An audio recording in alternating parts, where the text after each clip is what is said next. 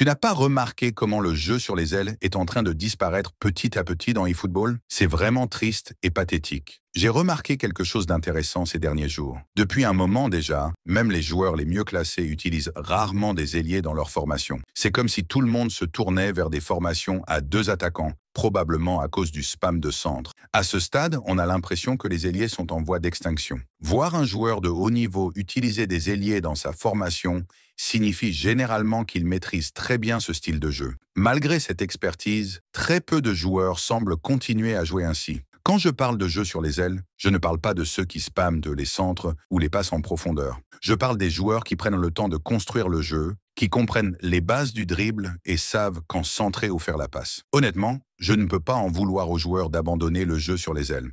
Le vrai problème vient de Konami. Ils ont rendu la mécanique de double contact tellement efficace qu'un bon attaquant peut marquer facilement depuis l'intérieur de la surface, même avec de faibles stats en finition. Ça a rendu le jeu moins amusant, à mon avis. S'il ne s'agit pas de spammers de centre, ce sont des joueurs qui abuseront à des tirs enroulés dès qu'ils voient une ouverture sur l'aile. C'est comme si le jeu stratégique et réfléchi avait laissé place à des tactiques abusives, ce qui le rend moins dynamique et moins intéressant. Alors, est-ce que je pense que ça va changer bientôt? Franchement, c'est difficile à dire. Vu la direction actuelle, je ne pense pas que le jeu sur les ailes va revenir en force, à moins que Konami n'intervienne pour le rendre à nouveau viable. Pour l'instant, le jeu est dominé par des tactiques répétitives et ennuyeuses, et des capacités de joueurs surpuissantes, qui s'éloignent de la profondeur stratégique qui faisait le charme du jeu auparavant. C'est vraiment dommage, mais on n'a plus qu'à attendre et voir ce que ça donnera. Si tu es d'accord avec ce que je viens de dire, pense à liker la vidéo, la partager, t'abonner à la chaîne